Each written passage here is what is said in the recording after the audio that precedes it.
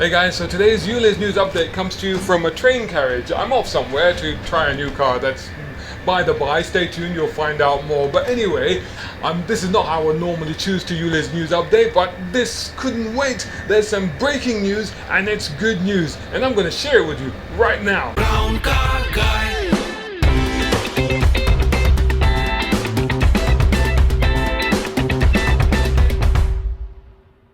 A brown car guy.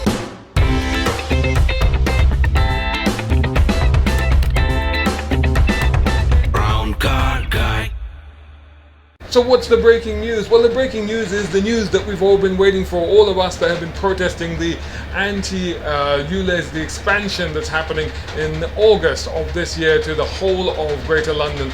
Now, what's happened is that 5 councils, I'll put them on the screen, basically took the Mayor of London, Sadiq Khan, to judicial review on the basis of these points. I'll put these on the screen as well. And these are basically things that, there's cause for a legal case against him because due process was not carried out. Now, this has been up in the air for a while, but literally just an hour or so ago, I've heard that the judge has agreed that there is a case here, and so it will go to judicial review. This is fantastic news because this could have been thrown out right now, and if it had been thrown out, then that was pretty much it as far as legal methods or legal avenues were concerned. That would have been it. But no, this is going ahead. There is going to be a judicial review. There's going to be a legal case now against Sadiq Khan, Mayor of London. Everything is going to be examined, explored, investigated, and they're going to look at whether or not he has the right, the legal right, and the authority, the mandate to go ahead and do the ulez expansion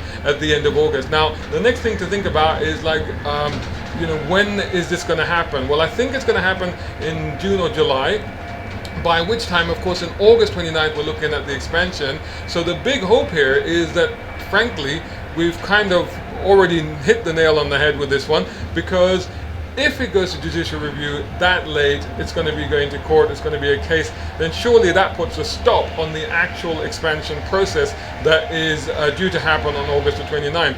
And if it puts that stop to that, then hopefully the stop and the case can go on long enough that we're into 2024, and of course 2024 is an election year for the mayoral position, by which time we can then just vote him out and vote in whatever candidate promises not to go ahead with the ulez expansion. So this potentially is good news whether or not we win, but hopefully if we win, and I think we should because I think the case is very strong, then that's even better, and that puts a whole stop to this thing right here, right now. So this is great news. So that was the major thing that I wanted to bring to you. There were a couple of other points about ulez that I wanted to discuss also in relation to Mayor Sadiq Khan.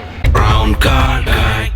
So first up is the fact that he's come out and said, well, what if I just do paper mile? I replace the whole thing with paper mile. And some people say, well, maybe that's not such a bad idea. I've discussed this before. It's a terrible idea because paper mile is a further infringement on your right to use a car that you've already paid for, you own, you're paying for, you paid insurance, you paid road tax, you're paying for servicing, you're paying for upkeep, you're paying for parking, you're paying for all of that. And now the psychological aspect of being told that every time you take it out, click, click, click, you're paying, and God knows how much you're going to pay for that. Think about working that out to how much that equates to vehicle tax or road tax, as it used to be called, annually, and you'll figure, hang on, that's a lot of money. Suddenly you start finding that you've put a restriction on yourself, because you'll be like, well, can I use the car? Can I take it shopping? Can I give a neighbor a lift? Is that going to cost me money? Should I go down this road? Will that be a longer road? Should I go for a shorter road because it'll cost me less?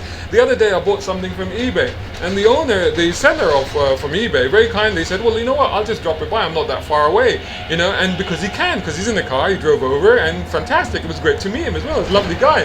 But if the paper mile things happen, then he'll be like, well, I don't know, man, I think I just put it in the post because it might work out cheaper. This is a big infringement, it's a psychological infringement, not to mention the fact, the mental health aspect of just driving your car, which of course I'm a big proponent of, just the fact of enjoying your car. So no to paper mile. So if ulez gets killed and paper mile is still floating around, that's my next target, and that should be your next target. Brown car guy. The third thing I want to touch on in this episode is this idea that Sadiq Khan has been talking about, that being in your car is killing you. So this has been his response, and a few things that if you've seen out there where he said, well, there's toxic pollution in your car, potentially worse than outside, and you shouldn't be in your car. I mean, first of all, the notion of you shouldn't be in your car is ridiculous. for 110 years, for more than 110 years, the car has been our vital source of transport, has been our companion, in many cases has been our savior. To demonize the car in this way is ridiculous. But let's look at the facts. In fact, he's right. There is actually emissions inside the car that come from your car. It's particulate emission. That is true. And they can be harmful if exposed to them over a long period of time. But here's something else that your car has: ventilation.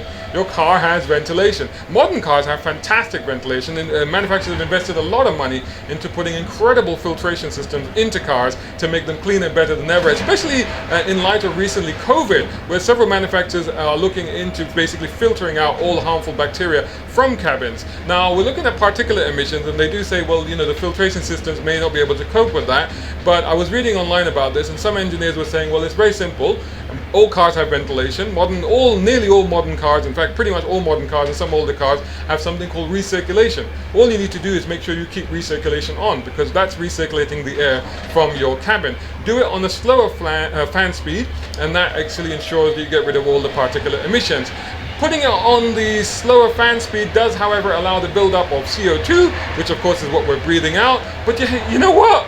Open a window, open the sunroof, you know, it's so easy. Every time you open the door, you're ventilating your car. And the whole notion of him saying, well, you shouldn't be using cars because they're unsafe on the inside, well, surely that equates to a bus as well. Buses these days are sealed. We don't have the old Routmasters that are open at the back. We have sealed buses. Surely they also have particulate emission. And don't even get me started on, well, I'm on a steel train at the moment, but look at the underground. We know for a fact that in the underground, the particulate emissions, the NOx and the PMs are 15 times higher than they are on the busiest London road.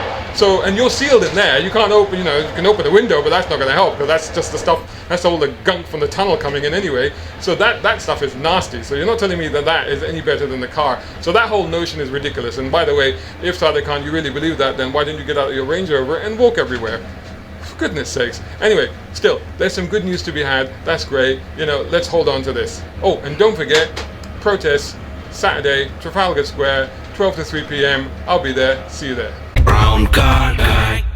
Hope you enjoyed that video. If you did, please hit the like button and share this video as well if you can. And while you're at it, check out these guys who also sponsor my content. I am deeply grateful to them because it helps me to buy new equipment, put fuel in the cars, and yes, buy a cup of coffee.